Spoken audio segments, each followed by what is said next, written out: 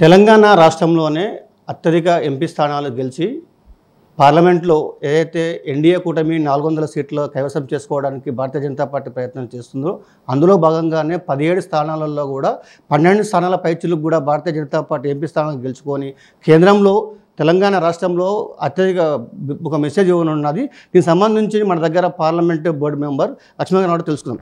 Sir చెప్పండి sir, ఇప్పటికే ప్రచారం ఇంకా 2 రోజులు మాత్రమే గడువు దగ్గర ఉన్నది. ప్రచారం మొత్తం పూర్తిగా ముగిసిపోయినది. తెలంగాణలో ఎన్ని స్థానాలపైన కూడా భారతీయ జనతా పార్టీ కైవసం చేసుకోనున్నారు?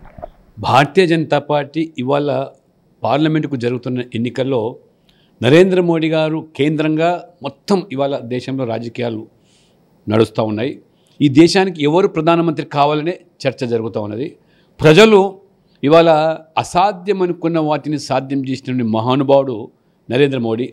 370 ఆర్టికల్ రద్దు చేసి మహిళలకు 33% రిజర్వేషన్లు కల్పించి ముస్లిం మహిళలకు త్రిబుల్ తలాక్ చట్టాన్ని రద్దు చేసి 500 సంవత్సరాల సుదీర్ఘ పోరాటం హిందువుల మరి కళను సాకారం చేసినటువంటి మహానుభావుడు నరేంద్ర మోడీ. కాబట్టి వారు చేస్తున్నటువంటి అభివృద్ధి పేదల సంక్షేమ పథకాలకు తోడు వారు ఏ రకమైనటువంటి అసాధ్యం అనుకున్న వాటిని సాధ్యం చేశారో ఆ వ్యక్తే ఈ దేశానికి సరైన నాయకుడు అని భావించి కశ్మీర్ నుంచి కన్యాకుమారి వరకు, అటక్ నుంచి కటక్ వరకు, అండమాన్ నుంచి అరుణాచల్ ప్రదేశ్ వరకు తెలంగాణ అతీతం కాదు. ప్రజలందరూ కూడా మోదీకి మొగ్గు చూపుతున్నారు. మోదీని సరితూగే వ్యక్తి ఏ పార్టీలో ఎవరు లేరు. కాబట్టి దేశ ప్రజలు పల్లెల్లో కూడా మారుమూల పట్టణంలో కూడా ముసలి వాళ్ళు సైతం కూడా మోదీ ఈ దేశానికి అవసరమని భావించి గుడి కట్టినటువంటి మోడీ అని, లేదా అభివృద్ధి చేసిన మోడీ అని, రోడ్లు వేసిన మోడీ అని వారు ఆ రకంగా కొనియాడుతూ తెలంగాణలో అత్యధిక స్థానాలు అన్ని పార్టీలు ఇవాళ కాంగ్రెస్, కమ్యూనిస్టులు లేదా బీఆర్ఎస్ చివరికి ఎంఐఎం కలిసి ఎన్ని సీట్లు గెలుచుతారో అంతకు మించి ఇవాళ బీజేపీ గెలిచే దశలో ఉన్నది. ఇప్పటికే కాంగ్రెస్ పార్టీ ప్రధానం చూసుకున్నట్టయితే కేంద్రం 10 సంవత్సరాల్లో తెలంగాణ ప్రాంతానికి ఎలాంటి అభివృద్ధి చేయలేదు, గాడిద గుడ్డే అంటూ కూడా ప్రచారం చేస్తున్నారు. మరోసారి కూడా కాంగ్రెస్ పార్టీ బీజేపీ అధికారంలోకి వస్తే మళ్ళీ ఎలక్షన్స్ ఉండమంటూ కూడా కాంగ్రెస్ పార్టీ ప్రచారం చేస్తుంది. దీన్ని ఏ విధంగా చూస్తారు? రేవంత్ రెడ్డి గారు వారి పార్టీ గుర్తు గాడిద గుడ్డు అని చెప్పి ప్రచారం చేసుకుంటున్నారు. మాకు అభ్యంతరం లేదు. కానీ తెలంగాణకు బంగారు బాతులు లాంటి మరి వాళ్ళ గుడ్డును 10 లక్షల కోట్ల రూపాయలు ఈ రాష్ట్రానికి ఇచ్చింది.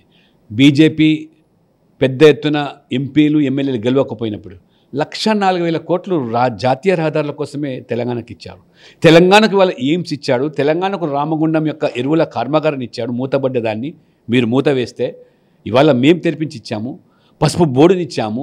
ఈ రకంగా రోడ్లు, రైల్వేలు, లైన్లు, ఎలక్ట్రిఫికేషను అనేక రకాలుగా అభివృద్ధికి పెద్దపీట వేశాడు. మోదీ గారు రాజకీయాలు ఎన్నికల వరకే, ఎన్నికల తర్వాత రాజకీయాలు అన్ని రాష్ట్రాలు అభివృద్ధి చెందితేనే దేశం బాగుపడుతుందని చెప్పి తెలంగాణకు ఇంత పెద్ద ఎత్తున నిధులు ఇచ్చాడు. ఇవాళ అది చూసి సహించలేక జీర్ణించుకోలేక కాంగ్రెస్ పార్టీ రేవంత్ రెడ్డి గాటిగుడ్డు లాంటి హామీలు ఇచ్చి గ్యారంటీలు అని చెప్పి ఆ 4 నెలలైనా అమలు చేయక మళ్ళీ గెలిపియండి, పార్లమెంట్లో రాహుల్ గాంధీని ప్రధానమంత్రి చేయండి, కాంగ్రెస్ అధికారంలోకి వస్తే చేస్తామంటారు.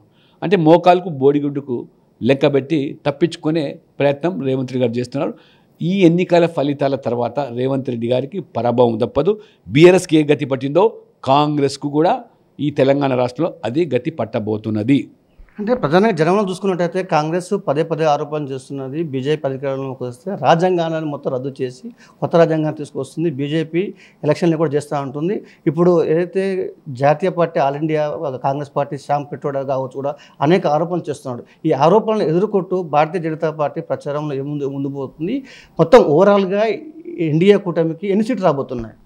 ఇవాళ విపక్షాలకు కాంగ్రెస్ పార్టీకి మోదీ ప్రభుత్వం విధానాల మీద విమర్శలు చేసే అవకాశాలు లేకపోవడం వల్ల ఈ దేశాన్ని ముక్కలు చేసే విధంగా, విచ్ఛిన్నం చేసే విధంగా కులం ప్రస్తావన, మతం ప్రస్తావన, దక్షిణ భారతం ఉత్తర భారతం అని, లేదా ముస్లింలకే వనరులు దక్కాలని, ఈ రకంగా ఎస్సీ ఎస్టీ బీసీలకు ఆ రకంగా మోసం చేస్తూ నెహ్రూ నుంచి రాజీవ్ గాంధీ వరకు రిజర్వేషన్లు అడ్డుకొని రిజర్వేషన్లు ఇస్తే ఈ దేశం పలచబడుతుందని, ప్రతిభ దెబ్బతింటుందని మాట్లాడిన నాయకులు ఈ కాంగ్రెస్ నాయకులు. ఇవాళ శ్యామ్ పిట్రో ఏ స్థాయికి వాళ్ళు దిగజారి మాట్లాడుతున్నారు. వాళ్ళ ఈ దేశం నల్ల రంగు ఉన్న వాళ్ళు అంతా కూడా దక్షిణాది వాళ్ళని, తెల్ల రంగు ఉన్న వాళ్ళు ఆ రకంగా ఉత్తరాది వాళ్ళని, ఆ రకంగా ఈశాన్య రాష్ట్రంలో వాళ్ళు చైనీ సమానం అని చెప్పి ఈ రకంగా మరి ఆ రకంగా పశ్చిమకు సంబంధించిన వాళ్ళు అరబ్బులని అంటే మొత్తం ఇవాళ రాహుల్ గాంధీకి మెంటరు, ఫిలాసఫరు, గైడు.